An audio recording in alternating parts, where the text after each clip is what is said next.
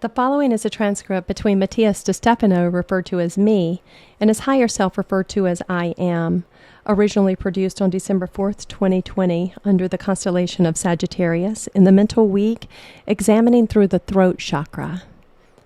Me. So following the logic of the doubling of the universal time and space with that sheet of paper, we can understand that since everything is part of a single being, everything we seek outside is always within ourselves. That everything we pursue or project is just a fold within our own bodies. I am. That's right. The entire universe is simply a single being folded in on itself millions of times, creating trillions of possibilities. Me. In other words, in the first instance, the all knows all. You are fully aware of everything on that sheet of paper. Why throw yourself into losing consciousness through the unconscious and subconscious? I am. And why do you start looking for the conscious from the subconscious and unconscious? Me. I guess to get out of the distortion and to go back to being who I really am, who I'm supposed to really be. I am. And what will you do next? Me. I don't know. I didn't think about it. I am, because you focus on the path to reach consciousness, considering it as a privileged place in the universe, almost like an all-exclusive hotel. Everything is so perfect that you don't have to do anything. Me. By God, I would never go to an all-inclusive of my own free will. There is nothing that bores me more. I am, because a place like this is designed to relax, but once relaxed, the body begins to ask for something else, some emotion, adventure, something that moves you to create. Me, sure. I am. So when you reach the idol of consciousness, what will you do next? Me, create. I am, and to create, what should you do? Me, bending time and space. I am, look, how new. Me, okay, I get the point. We see going back to the origins as a race to return home, or as a vacation after so much work and stress. One wants to rest, but after the rest has lasted for days or weeks or months, the mind begins to seek to do something, to feel creative. I am, because the entire universe is the body of an artist, a musician, a poet, a sculptor, someone who cannot stop thinking about creating and manifesting. Full consciousness is the void. It is a blank page. And when a logical being sees a blank page, an artist sees thousands of possibilities. But he has nothing but that sheet. There are no brushes. There are no gouges. There are no colors.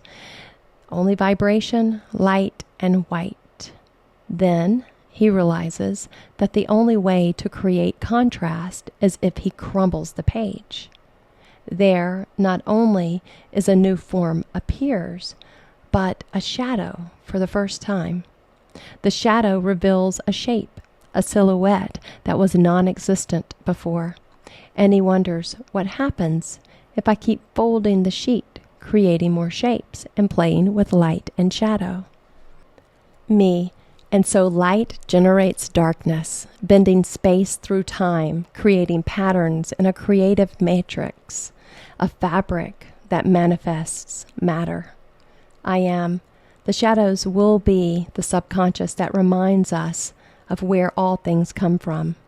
The unconscious is the one that is driven to move without logic through all of the diverse forms. And the conscious is the one that tries to understand its own unlimited creative capacity. Me.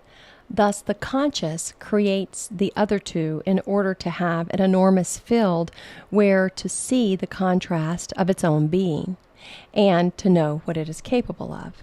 The subconscious would be like the playing field of the conscious, while the unconscious would be like the teammates or opponents. I am, like in soccer, every game or sport is born from a logic or a need to understand the environment to prepare to move in it. Thus, in the game, pursuing an objective becomes essential due to the ancestral memory of hunting.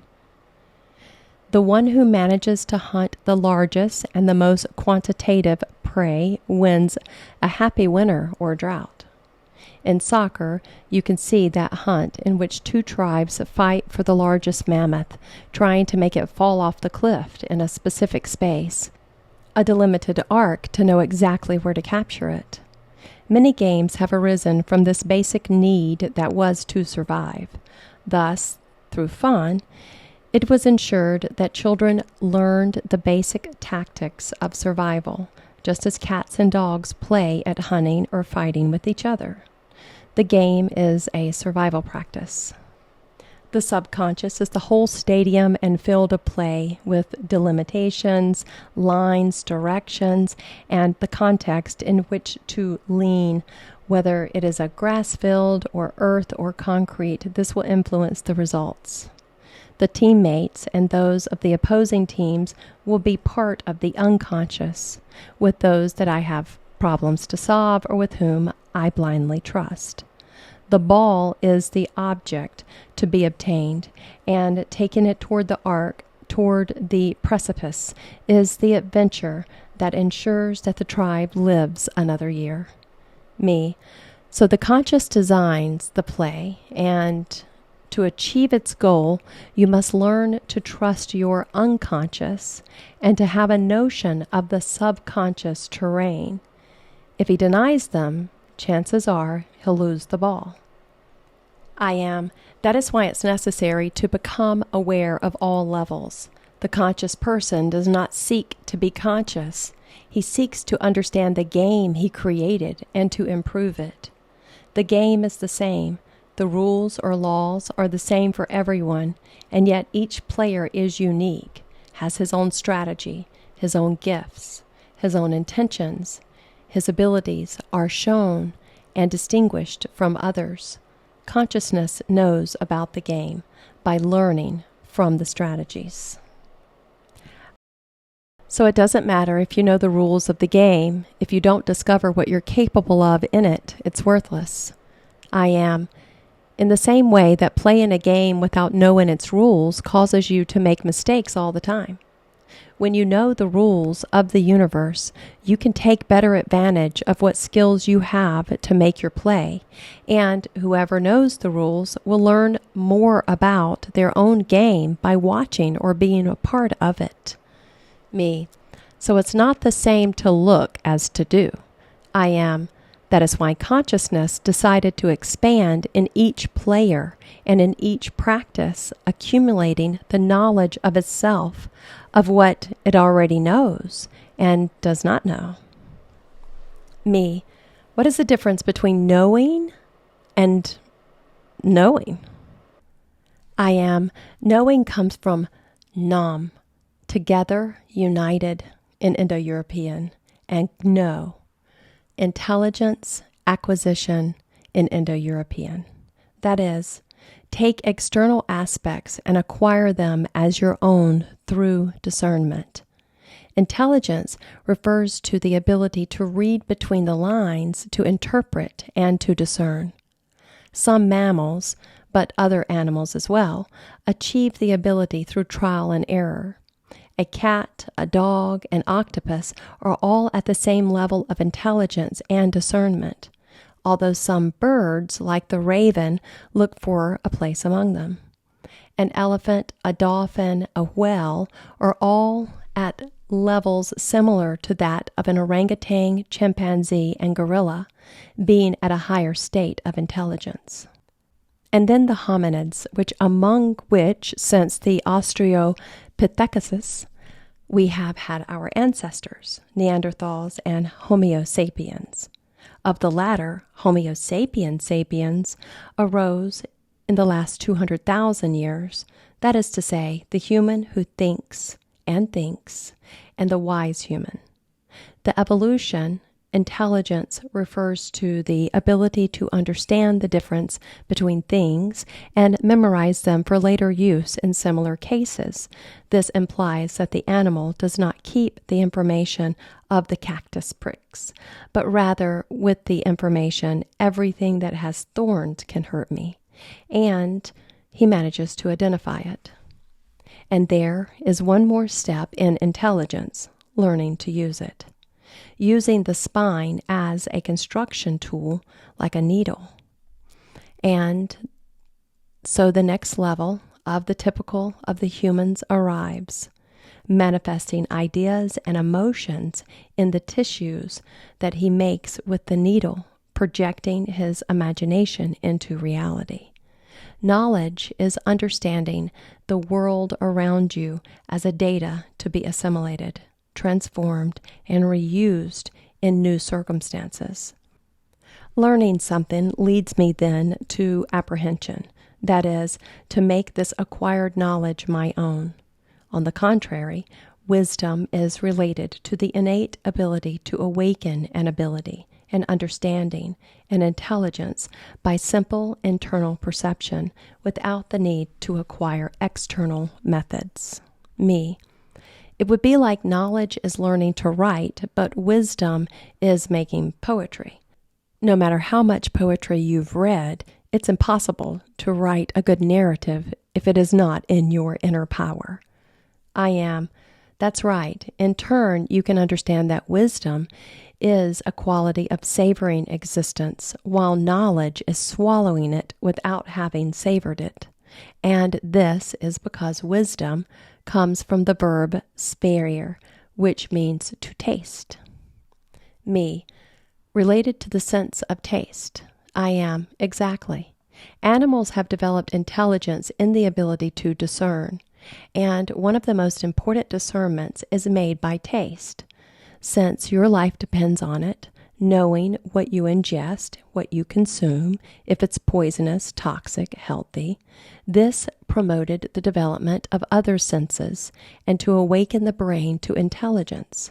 Wisdom, then, is not related to the crown chakra or the third eye, but to the throat, to the word, to the verb, to learning, to education, to intelligent discernment. And so you must think very well that wisdom is what comes out of you, and knowledge is what enters you. You can never acquire wisdom from what others explain or show or teach you. You will never get wisdom through a book, a movie, or a course. You will never be able to give wisdom to anyone either. Wisdom is a personal perception, internal, which develops with the very ability to savor knowledge, to sharpen the sensations of taste. Knowledge is the only thing that you can ingest and give, and the only thing that you receive in talks, courses, teaching, sharing, a book, or a movie. Me, everything that is data from the world and what I consume from it are data for knowledge, while those that awaken in me through my own intelligence are what is called wisdom. Knowledge is acquired, and wisdom is innate. I am. Wisdom is tied to the gifts and the abilities that make up the original game, while knowledge is the technique learned to improve the game. Me. But wisdom can be nourished by knowledge. I am. It must be nourished by knowledge. Therefore, it is important to discern what knowledge you ingest, and as this can obscure or clarify your wisdom. Everything you see, hear, consume in the world nourishes your wisdom. What you say and what you know gives you tools to improve your capacity as the Homo sapiens sapiens. Take care of what you eat to stay in shape. Me. So we shouldn't despair when we hear information and we don't understand it at first. We must learn to savor it like a good dish until we recognize all its flavors and its knowledge. I am. Taste nourishes consciousness. Swallowing knowledge only fills the stomach for a few hours. Learn to savor, Therein lies the joy of the conscious search. The true winner of the game of existence is the one who savors the game, who enjoys his teammates, one who knows how to congratulate the opponent because he is not in a battle with enemies. He is one who picks up the ball with love and who knows that he is not competing, but grew as an individual by giving to others in that experience.